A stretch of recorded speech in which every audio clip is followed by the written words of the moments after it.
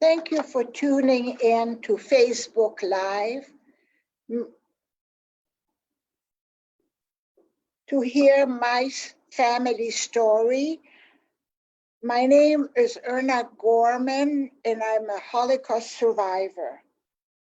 My story is lengthy, and it takes a little bit of time to realize the circumstances. So I'll begin by telling you I was born in 1934, and in Metz, France, which is east of Paris, and in a small town, but an important town.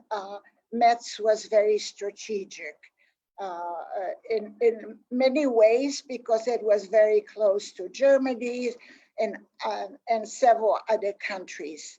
So when Hitler started his overtaking of the countries one after another, my dad decided, I should tell you first that my family consisted of my father, my mom, my sister Suzanne, and myself. I'm Erna. Only the four of us. My family decided to move to Poland, which my father was a family home, and we left. I do not recall since I was about 5 or 6, 5 probably. I do not recall how we left and exactly the date, but I know it was in summer 1939.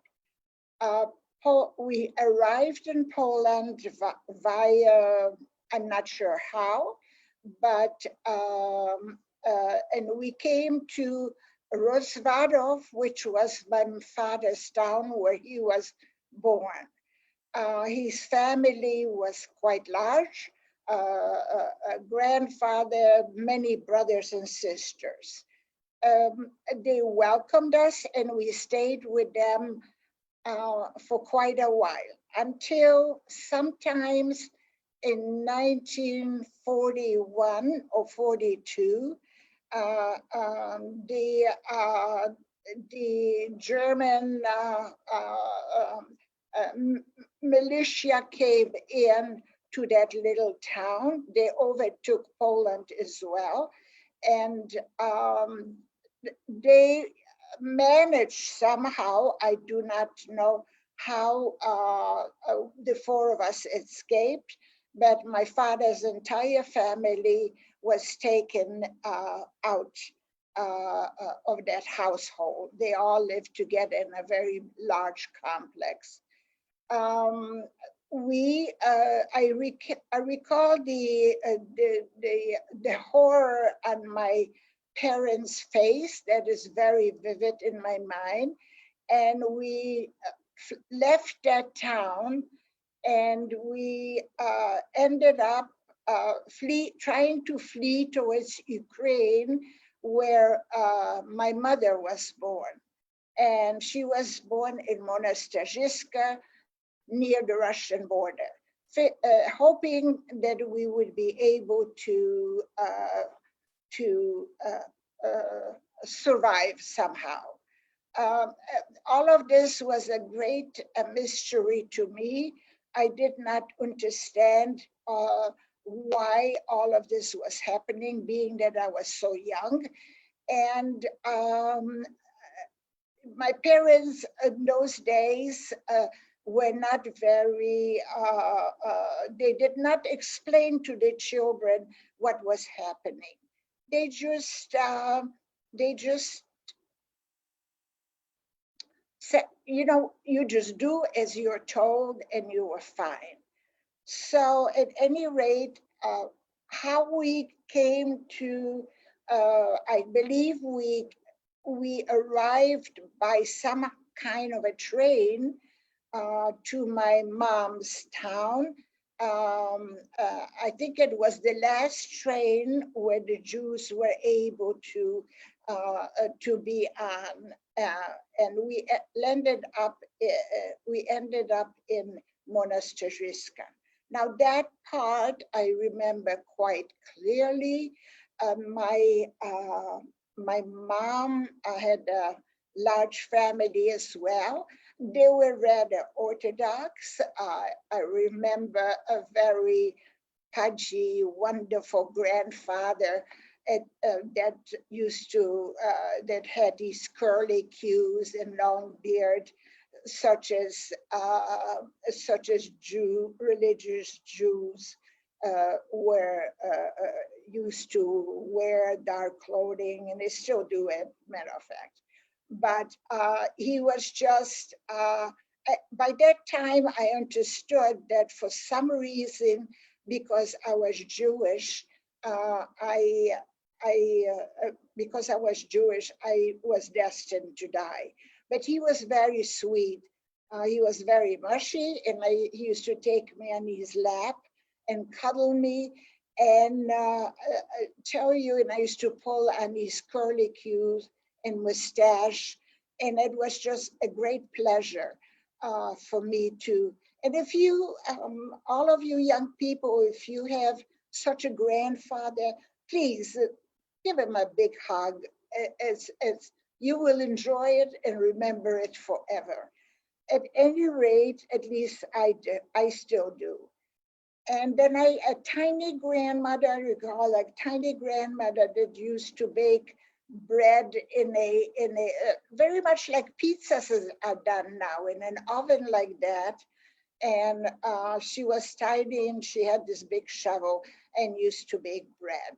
At any rate, uncle and two uncles actually, and a couple aunts, and they were extremely poor because my grandfather, his favorite work was studying the Bible. So the children all had to produce whatever income they could to support the family. And then the four of us arrived. So it was a more of a strain for them, I'm sure. At any rate, things were pretty quiet until a certain time, which a very young man, very handsome, came in. His name was Joseph Schwamberger, and he was dressed in his German uniform and very strict looking. And he, I believe I managed to acquire a very huge dossier on him. He was sent from small village to small village to gather the Jews into a larger area, and in which we, like a ghetto, and we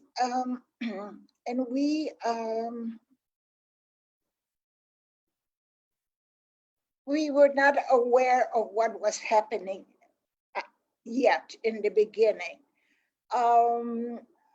One day he decided that a small ghetto had to be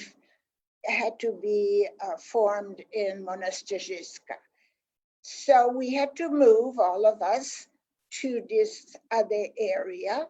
And many other people came from other small towns into this ghetto. Monastirzyska is quite famous for many murders of such a kind of Jews and all other undesirable ones. And this became one of my ghettos. I managed to be in several, like Buchach, Borki, Skalat. All of these we were shifted from one ghetto to another. Anyhow, in the meantime, this Joseph Schwamberger luckily did not have a dog. but he would give orders to people people who were disappearing from one day to another. They would be murdered, sent to hard labor. I don't exactly know what happened to some of the people that disappeared on a daily basis. One day,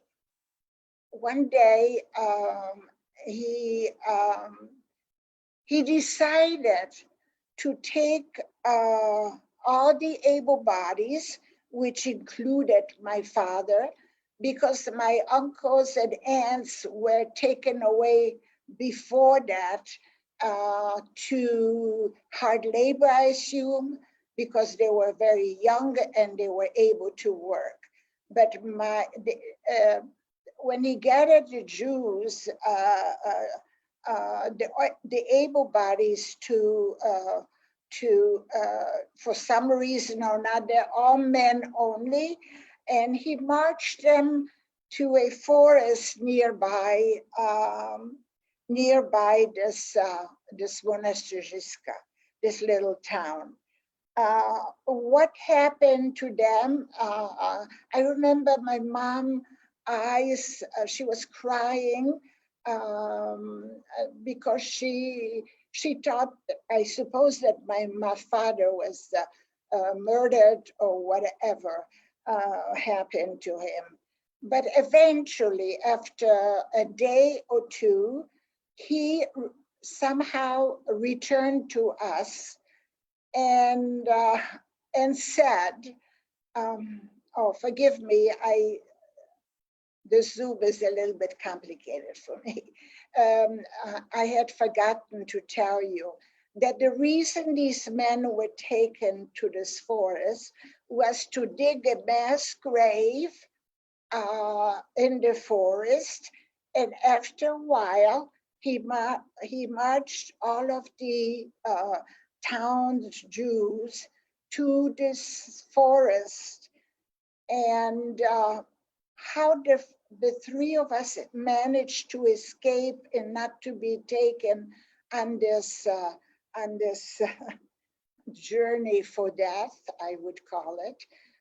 But at any rate, they were taken to the rest of the Jews who were taken to this forest. And my mom's family, including my grandpa, my mushy, wonderful grandpa, my grandma, and whoever else, all the children were taken to this forest. They were made to strip and they were shut into the grave, mass grave, one by one. Again, I have no idea how the three of us escaped that. But then these able bodies, these Jewish boys and men, were made to cover up this mass grave. If you go to these areas like Ukraine or whatever, remote areas, you can look at the area where my family was murdered and covered up by my own father, some of the spaces. It's full of wildflowers. It's just like forgotten forever. And that is very painful to me to this day. But at any rate, to continue, all the other able bodies, after they covered the grave, were taken to were taken and to hard labor somewhere else or shot. I have no idea what happened to them. But my father, by some miracles, escaped and came to find us, my mom, Suzanne, and myself. And when he came in, he looked haggard and his head was shaven, and we were all shocked. And he took my mom into his arms, and he told her that he had buried her family. Those were a few days of very difficult times for our little family. Eventually, there were more people coming into this ghetto. And it became, ghettos were not just like ghettos that you might call now, where people of a certain group wanted to live by themselves in some areas.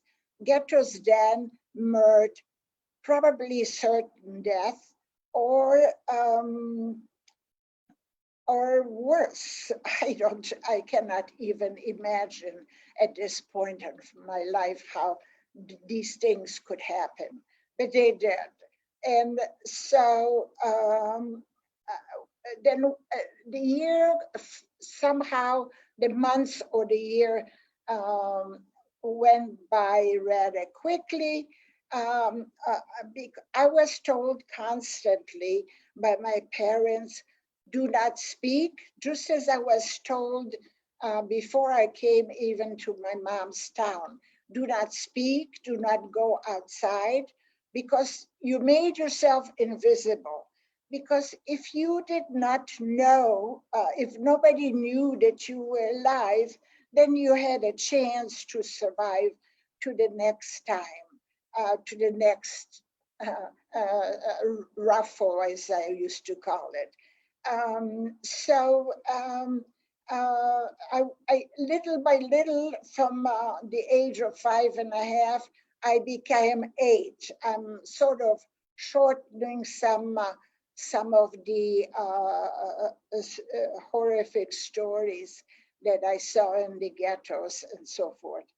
At any rate, this Joseph Schwamberger disappeared after that. Another one came. And forgive me.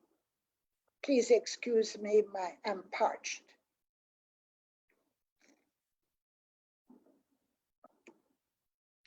At any rate, after I was about 8 years old, I was already extremely quiet. What happens in these ghettos was constant hunger, constant fear. Everybody was just walking like they trying to not make any noises or to be seen or whatever. It was really hunger, and constantly hunger, and disease began to ferment in this ghetto. I remember my dad fell ill. I think he had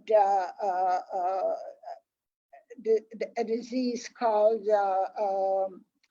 gee, it escapes me. What could it be? Typhoid, excuse me, called typhoid. And I remember my mom and I used to go around a little room. There was a little room where all the people affected by typhoid, and I was carrying a little bucket of water. She would sponge these people and my dad constantly to make them more comfortable. At any rate, what happened to the other people, I don't know. But again, my dad managed to survive and came back to be with us in that ghetto. Now, there were always people dying on a daily basis. One day, I do not remember how this happened, but my dad managed, and again, of course, he was very fluent in Polish, and so was my mom. So he managed there was nearby a man, what I call my angel, but actually a very righteous man, which to this day I do not recall his name. but at any rate, decided, a Christian farmer that decided that he knew exactly what was happening in those ghettos. He was not I would call it, now they would call it a bystander. He was extremely religious, and he probably told, said to his God, I cannot, he was Christian, that I could not live with this. I need to help someone. Now, the miracle again, I suppose, is it turned out to be us. How we managed we didn't have very much, because going from ghetto to ghetto, you try to give away the last piece of clothing for a piece of bread. So we didn't have very much. How the guard let us out of this ghetto. Oh, before I should go into that, I forgive my age. You become a little bit slower than you used to be. At any rate, I wanted to mention that from that ghetto, we went to the last ghetto before my hiding. The name of it was Borky, and as you approached Borky, there was you could hear shots and screams all the time. Now, I don't think it was very far from Monasterzyska, because I don't remember going on a train or on anything else except walking. So as we approached Borky, and the four of us were assigned into a two-story building, and we were assigned a corner, and it was 2 stories, and it was filled with other Jewish families throughout the building. Now this is again a great fortune for us, because I suppose we were meant to survive for one reason or another. At any rate, we were assigned a corner, and the first level had plank floors. So what we did at night, we lifted up the floorboards, and we started digging at night a cavity large enough so when the actions of the Jews to be taken away were happening, we would be able to slip into that cavity. Now, mind you, it must have taken a little time, but both my mom and dad digging, and maybe my sister, because Suzanne was 6 years older than I was. So at any rate, they did make a cavity, and we put back how they managed to take out the dirt. That's another story which I am not aware of. But at any rate, we put back the planks, and we were sitting or lying in that corner. Then during one night, I don't know how many days or a week or two that we were in that corner, I do not know, do not recall. At any rate, one night we could hear the doors being flung open, and my mom grabbed me, and I could feel her trembling to this day. And we lifted up the floorboards, and she and I climbed into that cavity. My sister and my father followed. How it became covered, I do not know, but it was covered. It was covered. And we could hear the doors flinging open, and the German, now I must admit that there were not that many Germans, maybe 2 or 3 of them, I am not sure, I don't know. But there were quite a few youth younger people that thought they were doing the right thing from the village, helping the Germans. At any rate, flinging the doors open and walking into the first floor and screaming, Juden, Juden raus, Jew, which means Jew, Jew, get out. And then bedlam happened on the first level and second. And the Germans had military boots, and they would thump their boots and their rifle butts into the floor, that wooden floor, because they knew that people were making cavities such as this.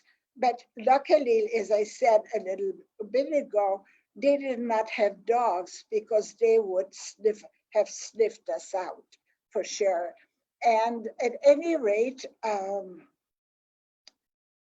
and we could hear shots and screams.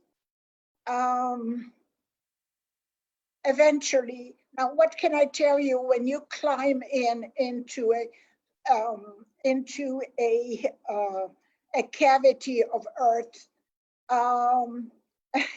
my mom used to put my head into her lap, so the dirt from the planks would not fall into my hair.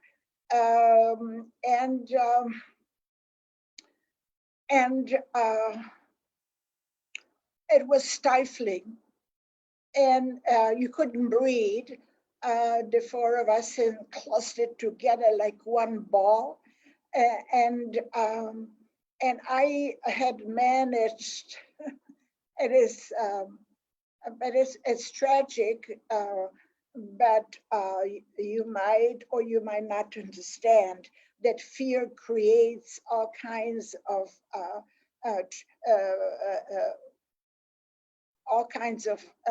illnesses or things happening to your body. I would lose control of my vitals. So the stench and there was no fresh air, and the fear, this would always happen to me. Eventually, how long would it was, a day or more before the people were cleared out, the Jews were cleared out from that building? I don't know, but we crawled out. Amazingly, we crawled out and we had survived. And there were other people that came into that building eventually. Now, my dad, in the meantime, somehow, as I said, found this wonderful Christian farmer that decided that he could not face his God and that he needed to do something. So, again, a fluke. I think if you're meant to survive, you survive regardless of what happens, no matter how horrible things can occur to you, that you can live through. At any rate, so next thing I recall, running, we were going at night, because if you moved from one little area to another area, you moved at night, because then nobody would possibly see you. We came out of that ghetto, and we managed to get to a little area where nobody would see us, and we crawled over some little hills or crevices, so when daylight came, nobody saw us. I think we crawled at night, maybe a couple of days, because that's no easy task to crawl in the dirt and not to walk. At any rate, the next thing I recall is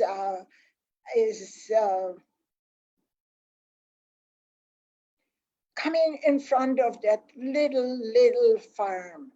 And mind you, the farms were very tiny, nothing like they have now, those big, beautiful farms. They were very tiny, almost shacks, and they did the best thing to survive themselves, because first the Russian that had occupied that area to begin with took away most of the thing that they had that it was usable to them, and then the Germans came and took away the rest. So this kindness that he did for two adults and two young people was,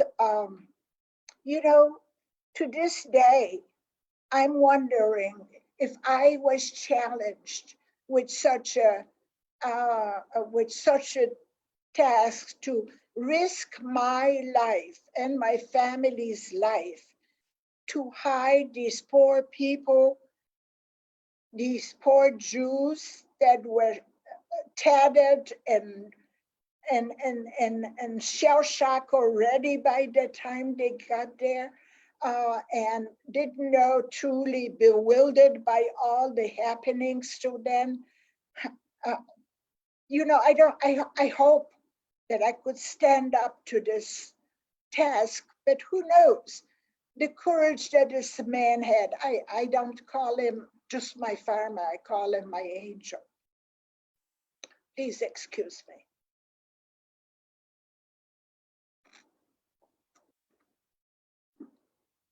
Anyway, we came in front of his little farm, and he and his wife they were both petrified, but the farmer managed to walk us to some distance where he had a little hay barn. So we walked towards, I don't remember walking or crawling, I don't remember anything, but we managed to be in front of this little barn, which I wish I could show you how tiny it really was and how shattered among the fields it really was. But we opened the door to that hay barn, and all we saw was just hay. There was no livestock, and the farmer. There was a loft area in that little barn, and the farmer and my dad, pardon me, the farmer and my dad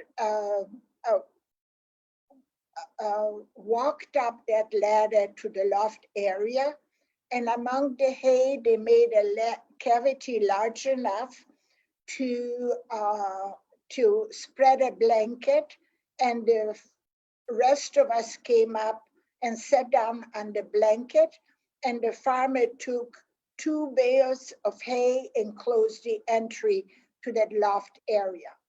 And he went out and locked the barn. Now, why did he lock the barn? He had children, and he had forbidden the children to come near that barn. But to make sure, I guess he locked it. How many children they had, I have no idea. But at any rate, he would come late at night with 3 buckets, such as you feed horses. 1 bucket for drinking water from his well. He had no running water. And 1 bucket with whatever little bit of food they could spare for us, and 1 bucket for elimination purposes. Now, what is it? I'd like to give you a sense of space of that loft area. Around that blanket, there was only 2 or 3 feet of hay that all around was this sole space that we were in. There was a sloping roof which had cracks and in the roof line, so we could see the daylight or nighttime. And of course, I could hardly speak at all by that time because I was told constantly, do not speak, so that nobody would hear you. At any rate, all we could do eventually is just whisper between each other, very little. And, as it is becoming a little difficult for this. At any rate, this became my home. But I must say my hell as well. For 18 months, never, ever, ever coming down that stairway because we were afraid another farmer, the farmers used to get a pound of sugar or flour or whatever for every Jew that they turned in. So we were afraid that another farmer would listen to see if somebody was in that hay barn. We could hear voices coming by other farmers. We could hear voices speaking to our farmer. Now, when he brought those 3 buckets, he did not always come every day, because then a neighbor might ask, why are you taking this water and all of that to this barn? You don't have any livestock. So you can see the dilemma that farmer had. He brought it when he could. At any rate, things became very difficult. Of course, he did not bring any buckets of water to be able to rinse ourselves or anything, and we did not have any extra clothing. So we lived in the same clothing we came in. So what became the biggest problem is lice and vermin beginning to overtake our bodies, and our daily routine was to, now as an example, my parents would make me lie down straight on the blanket, and one would start on one side and the other one would start on the other side and try and get out of my scalp or my pores. They lay eggs in your pores, and it just keeps on coming all over to try and clean out whatever the best they could, and to my sister as well. But she was 6 years older. She could listen since I was 8 and past 8. My sister was 6 years older. She was a young woman that might be one like yourself that did not have a chance in life until then, all these years. At any rate, so we did this to each other.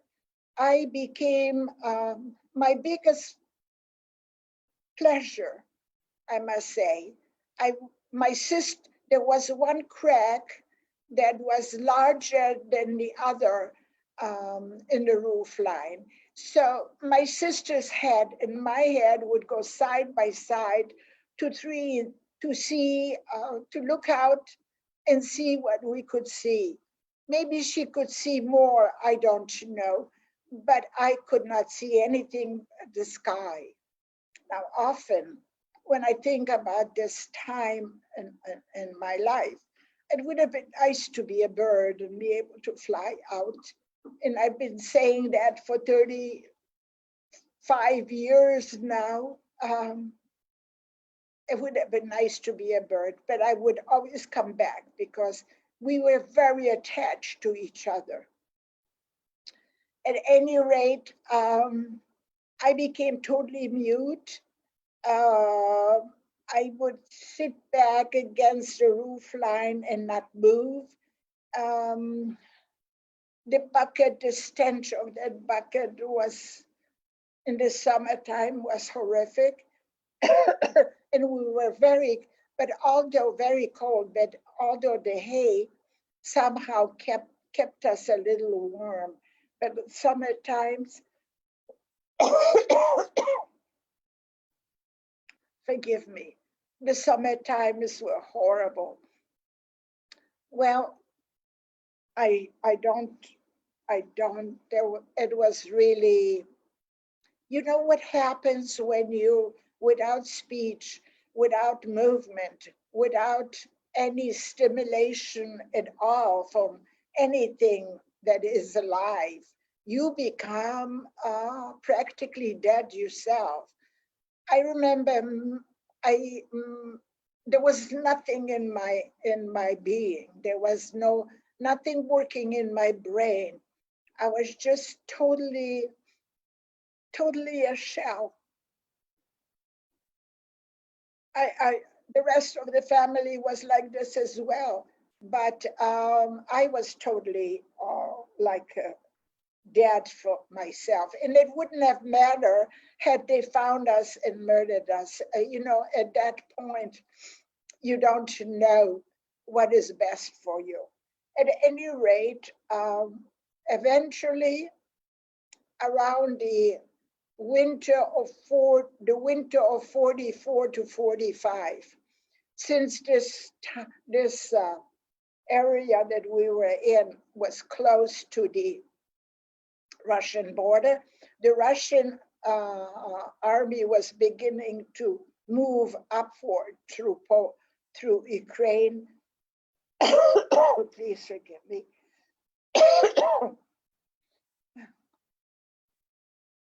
I'm looking for a cleaner. Okay. All right. At any rate, they were moving forward. They came very close to that farmhouse. And at that time, the farmer was petrified himself, even of the Russians. So he made us leave. And he came up the ladder. Now, mind you, I did forget to tell you. Thank you. I did forget to tell you. Excuse me again, please.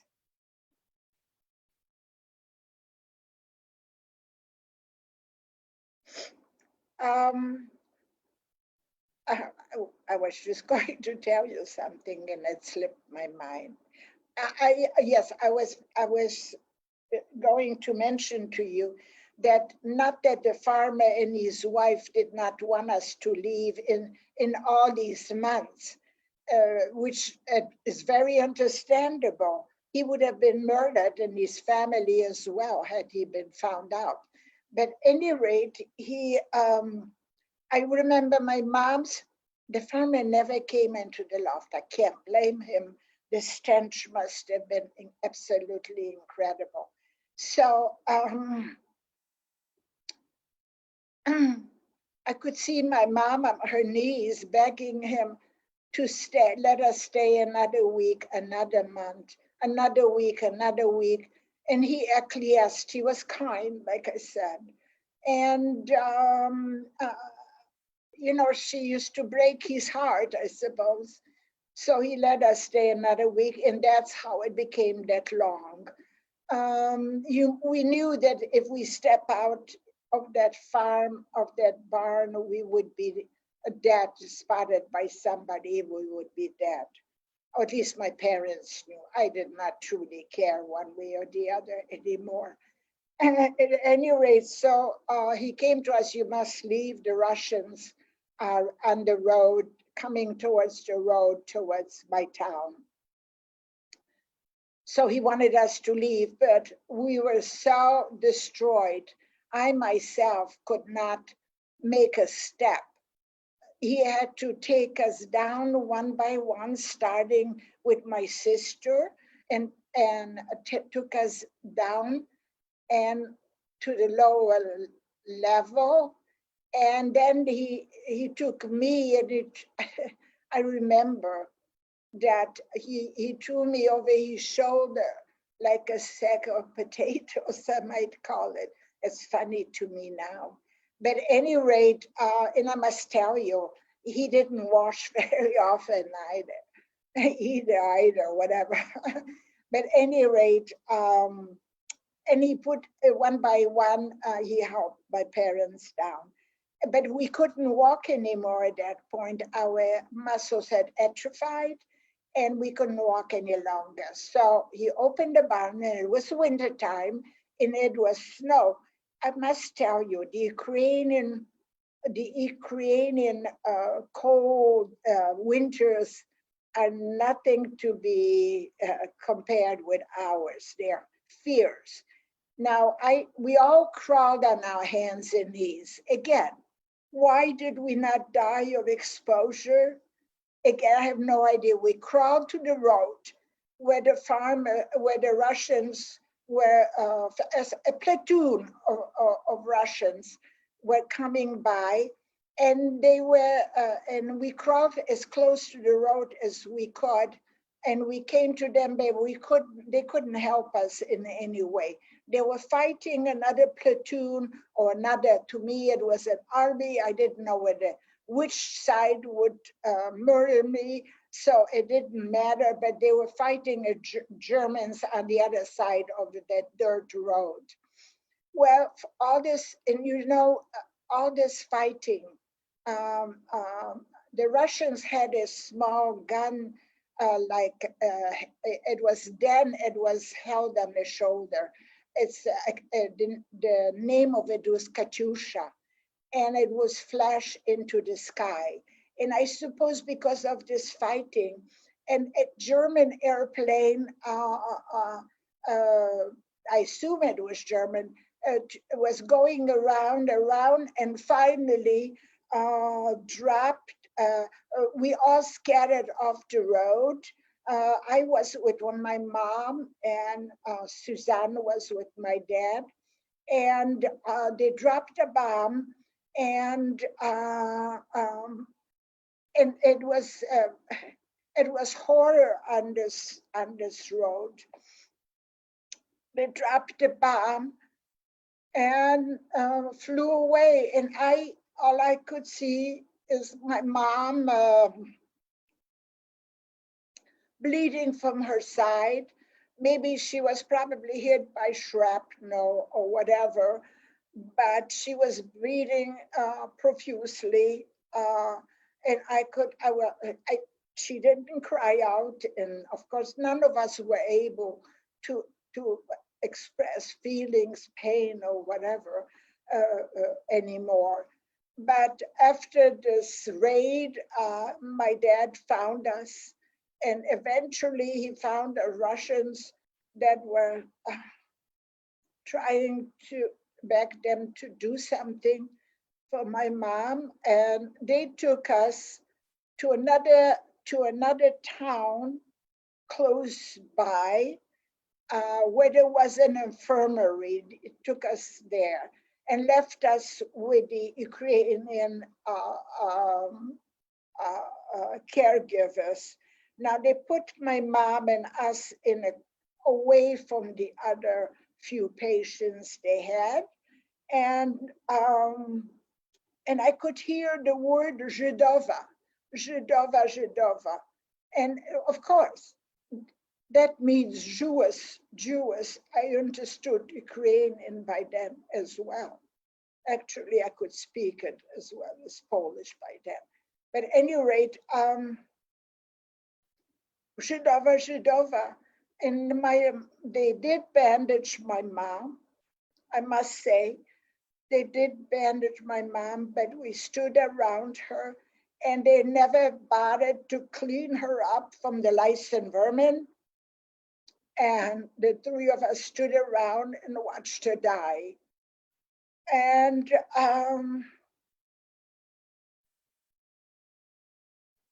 she didn't say one word. None of us did. We were dead inside.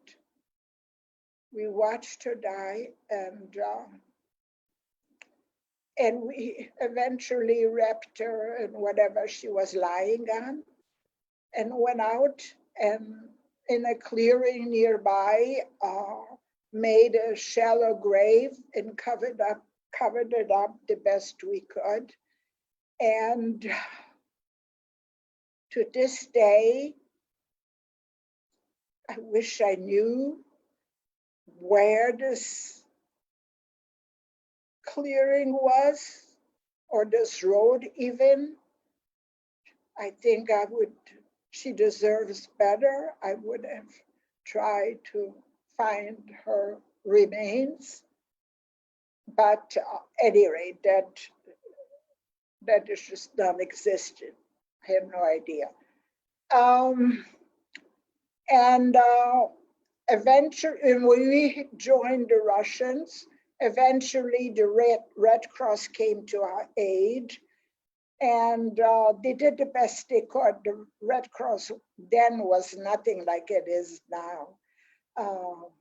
They had minimal help, but they did the best they could. They cleaned us, they shaved our heads, and I had many lesions, huge lesions on my body from the lice and vermins, and they tried to, the best they could, to shave around these lesions. And I remember one of them, they had no medicine for these things then, but I remember my dad holding me, and one Russian or medic, I don't know who, took a knife and opened up the largest one that was on the side of my head and tried to squeeze out. But it would reinfest for a couple, 3 years afterwards, all the time, until my body started to fight against it. At any rate, what can I tell you? That was the most traumatic thing. I was so young, and I have no idea what kind of mother she was. In the loft, we were all very quiet, and I don't remember any of them hugging each other. We were all separate beings, and just trying to breed. I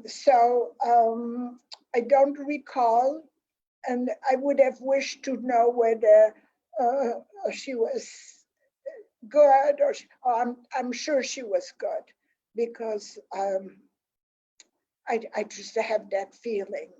And but she was hug me, or all these things that a mother usually does.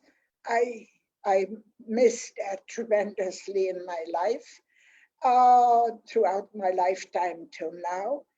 And the Red Cross eventually, after shaving us and trying to clean us, took us back in a airplane to Paris first. And it was a hollow airplane where you sat on the side, a cargo airplane, where you sat on the side, you were strapped into the sides. And they took us back to Paris. Now, in Paris, we were sort of quarantined again, like they have now, quarantine, which we have to bear, and which is fine. We'll survive all of that. But they would start cleaning us and trying to make sure that we did not have any lice and vermin. And they took us back to Metz. In Metz, at that time, it was taken over by the American soldiers. So we received very little. There were no organizations yet to help in any way. You know, I never learned how to read and write. I never, in the loft area, we didn't speak, often young people ask me, well, did you have books? Did you watch TV? Silly things, non-existent, there was nothing. So organizations were not in full swing yet or whatever. Besides, we were very, very proud. We could not go, which is silly, and beg. So at any rate, we were given a little apartment, and I went to work because they had put me in the first grade. And of course, I was about 10, almost 11 by then. So someplace in between. At any rate, they put me in the first grade. And I'm speaking out for this reason primarily, that the children, the first graders, in that first grade were, of course, I was given Red Cross clothing, and they were not the best clothing as they give you now. But at any rate, and I still had these lesions on my head and my body, so I was walking probably not very well. But those children knew that I was Jewish, and they started calling me in French, sale juif, sale juif, sale juif. And I had forgotten my French, but when it was explained to me what it meant dirty Jew. I lost control of my vitals as I did throughout the years. And the laughter destroyed me totally, whatever the Red Cross tried to achieve. I might be taking too long. Huh?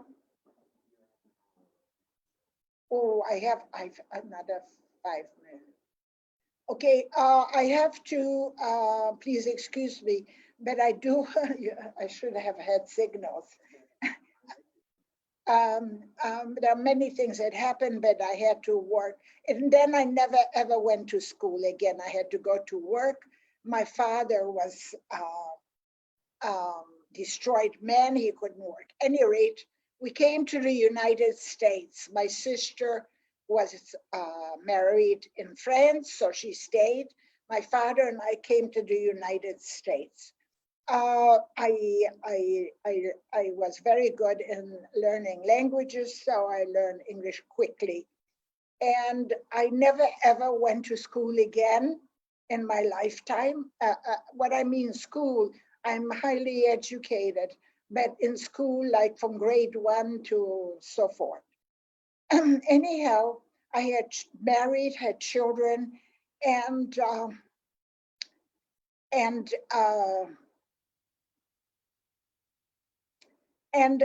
one day, which is another a very important thing, I must say, I was watching a cable TV. My children were in college by then, and I was watching, and there was a group of skinheads that were being interviewed in on the cable whatever program, and one of them, they were sitting on a dais dressed in German uniform, and one of them said, we are here to finish Hitler's work.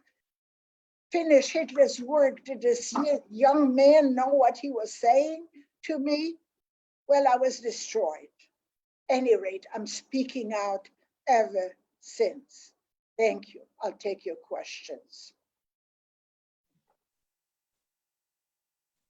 Thank you so much. We do have a couple questions.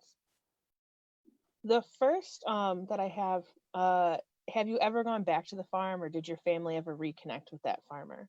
No, because my mom's died in the war. My dad died in the United States, and my sister died, and we never ever spoke of that past because we needed to rebuild a life. Okay. The next one is and you might have already said it, but how old were you and your sister when you were in hiding? Well, I was 10 and a half, and she was 17, almost 18. Okay. And then let's see. How did you get involved with the museum and why? Well, for many years, I did not speak to 35 years ago, or maybe 37 years ago now, because I did not want to think of my past. I wanted to be the American girl. I struggled extremely hard to have my perfect diction, which I'm losing now. But at any rate, and I worked and I educated myself highly, hopefully, or at least life education. Brilliant. We'll do one more question. What should people see when they visit the museum? Is there a certain artifact or section of the museum you think they should look to? I am sorry, could you, the last letter part, could you repeat? Yeah, when people come to the museum, is there a certain section or artifact that you think they should absolutely see? All of it is so heart-wrenching. It's very difficult. I have not truly been depicting one or the other artifact. I think that they should remember that this was that Hitler, the German autocracy, was trying to destroy a people, and this was what is left to tell them. I wrote a book once that was no longer available. It was done. That was published by the University of Michigan, and it tells they should try and come to the library, and besides to view the museum, they should try and read some of those, like some of those wrenching books that are available. And there are many, many, many. They could be reading 1,000 books if they're quick readers. You know, it's to me, every little point hurts. Thank you. That is all the questions we have time to do right now, so I'm going to let you close out and say goodbye to everybody. Thank you. Oh, now I shall close. Thank you again for tuning in. Join us next Wednesday and our next viewing, August 19 at 10 a.m. to hear another survival stories. And as I said, there are many, many. Please keep an eye on Illinois Holocaust Museum Facebook and other social media accounts where we will post a stream of contents through the weeks ahead. Thank you for your support during this extraordinary time, and we shall overcome these times as well. So don't worry.